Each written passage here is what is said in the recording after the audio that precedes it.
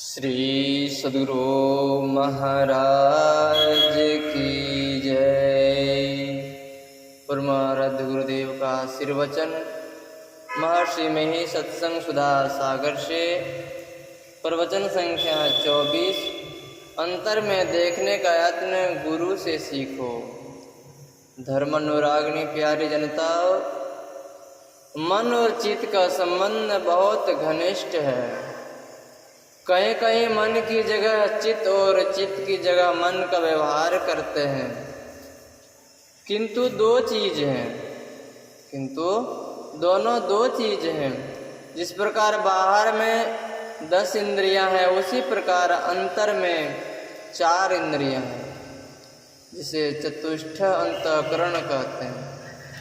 मन का संकल्प विकल्प करने का काम, बुद्धि का विचार करने का काम, चित्त हिलाने का और अहंकार का मैंपन का बोझ करने का।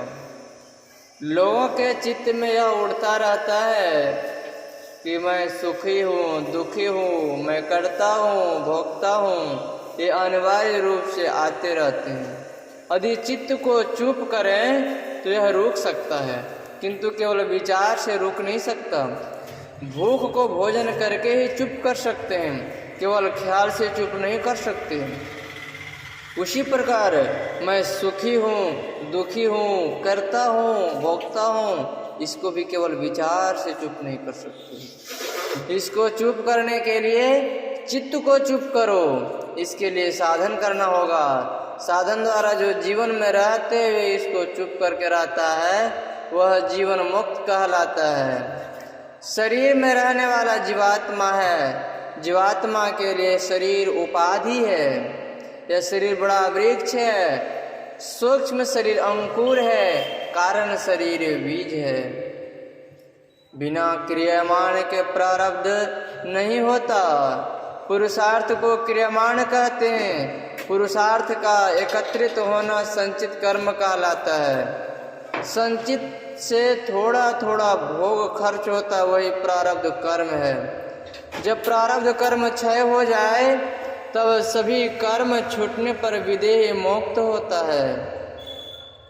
जड़ चेतन की गांठ खुल जाती है। दूध को मथ कर घी अलग कर फिर घी में रखने से जैसे रहता है, उसी प्रकार जड़ चेतन के ग्रंथि खुल जाए और फिर इस शरीर में रहे, वह विदेह मुक्त है। संसार में जो आनंद होता है वह स्वल्पानंद है और नित्यानंद है। नित्यानंद में शांति है, संतोष है।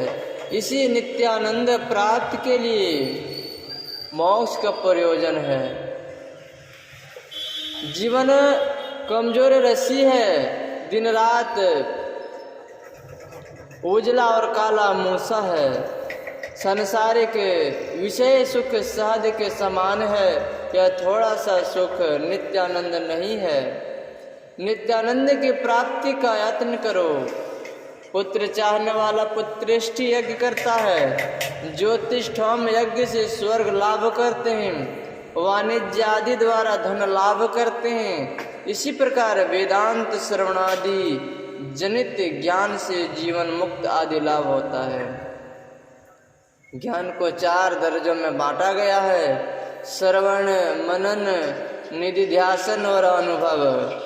अनुभव जो ज्ञान सबसे पीछे उत्पन्न हो, सुनता है, विचारता है, साधन करता है, साधन करके अंत कर देता है, तब अनुभव ज्ञान होता है। इसलिए तीनों कर्म करो, तीनों का अंतिम फल अनुभव ज्ञान है। चित्त का धर्म तब रुकेगा जब इसकी क्रिया रुके। चित्त की क्रिया हिलना है, इस हिलने को बंद करो। चित्त के हिलने से ही सब इंद्रियां काम करती है। इंद्रियों को प्रेरण करने वाला मन है। चित्त का हिलना बंद होते ही संसार का पसार बंद हो जाता है। पसार का बंद होने से सिमटाव होता है। सिमटाव से उधर गति होती है। उधर गति इतनी होती है कि कर्म मंडल को पार कर जाता है। और प्रारब्ध कर्म क्षय हो जाता है। जो चित्त के हिलने को बंद करने के लिए श्री राम ने कहा, चित्त वृक्ष के दो बीज हैं, प्राण स्पंदन और वासना। इन दोनों में से एक को चुप करो, दोनों बंद हो जाएंगे। प्राण स्पंदन को बंद करके भी चित्त को रोकते है और दूसरा है वासना को रोकना। मन किसी एक ओर लग जाता है तो दूसरी ओर से फिर जाता है। किसी तरफ की इच्छा प्रबल हो जाती है तो दूसरी तरफ से फिर जाता है। ईश्वर की तरफ इच्छा प्रबल हो जाए तो संसार की ओर से छूट जाएगी। इच्छा को छोड़ने के लिए एक तत्व का दृढ़ अभ्यास करने कहा। प्राणायाम द्वारा प्राण स्पंदन रोकना विपज्जनक है। अतः सिंहो गजो व्याघ्रो भवे द्वैस्य शनै शनैः तथैव सेवितो वायुर्नयन्था हन्ति साधिकम्। सांडिल्योपनिषद में। जैसे सिंह, हाथी और बाघ धीरे धीरे काबू में आते हैं, इसी तरह प्राणायाम अर्थात वायु का अभ्यास कर वश में करना भी किया जाता है। प्रक्रांत होने से वह अभ्यासी को मार डालता है। वासना को रोकने के लिए यत्न करना सरल साधन है।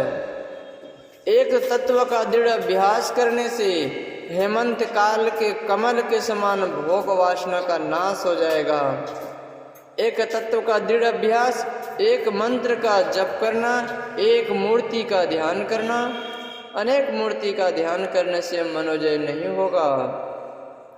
एक मूर्ति का ध्यान नख से सिख तक लोगे, हाथ, पैर, नाक, मुखार बिंद, माला, वस्त्र आदि होने से भी एक तत्व नहीं हुआ।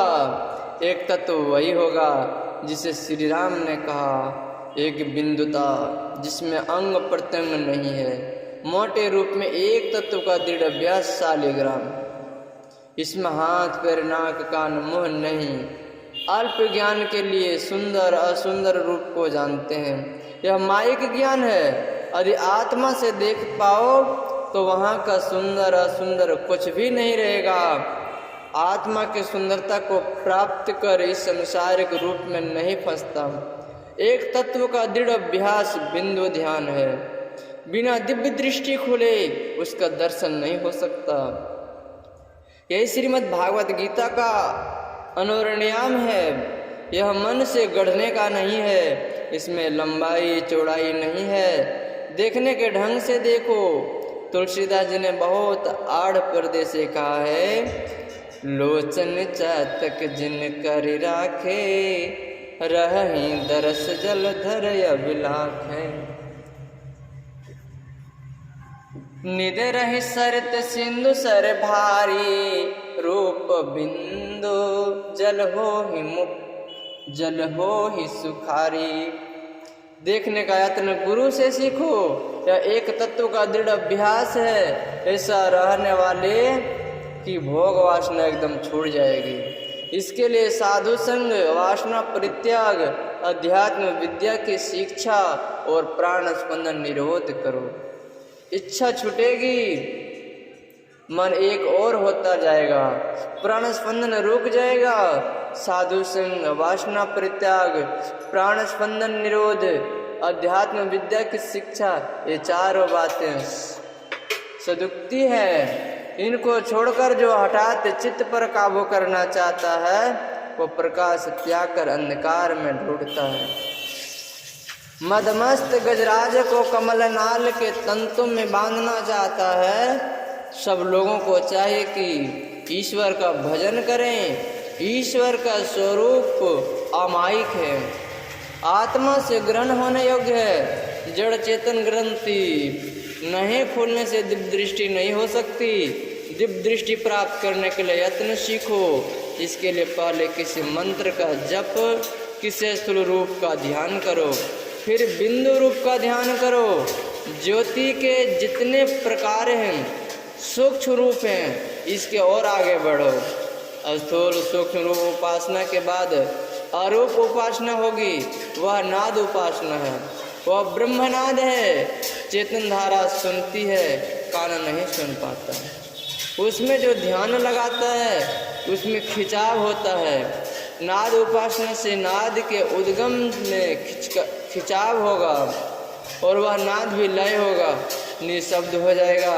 जिससे कलेश में हम लोग पड़े हैं यह कलेश नहीं हो, इसलिए ईश्वर की भक्ति कर मोक्ष प्राप्ति करने श्री सद्गुरु महाराज की जय। यह प्रवचन संत मत सत्संग मंदिर मनिहारी, जिला कटिहार में दिनांक 18/10/1952 ईस्वी को अपराह्न कालीन सत्संग में हुआ था। श्री सद्गुरु महाराज की जय।